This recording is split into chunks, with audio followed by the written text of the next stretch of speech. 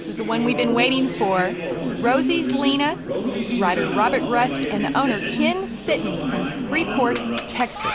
Ooh, he's starting off big here. Look at this. I mean, he cuts this cow and immediately this horse stalks it.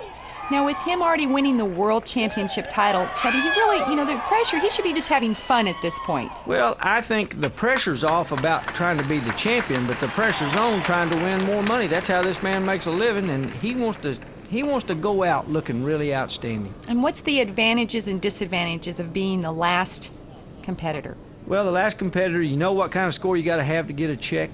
You know what you got to do to get a big check. And you pretty well know what cows are left because the rest of them have all been picked through. Now, there's still good cows in there. Now, that obviously wasn't good. Yeah, they've got, I think there's 5 cows per horse here in the finals. So there's plenty of cows in there. There's a lot of cows that have not been exposed to the horse, so he was able to find some good cattle. Now, look at this. This cow wants to leave. Yeah, but he wants his buddies back. He's coming back in, though. He's handling this cow real well. You know, it's pretty difficult when a cow takes you across the pen and then releases you by going out toward the turnback men or out toward the judges' stands. It's hard for a horse to handle that, so it takes a pretty experienced horse to be able to handle a cow actually releasing the pressure.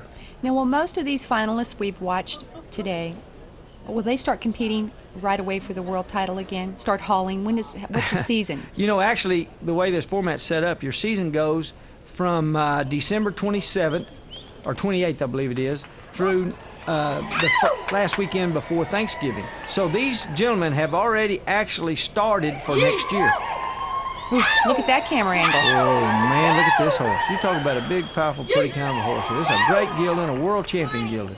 Now, when they commit to a cow and drop their hand, they cannot pick their hand back up. Is that right? Not without being penalized. Each time you do, you'll be penalized a point. So you sure don't want to take any points if at all possible. And you try to do everything with the hand down. See, it's like right there.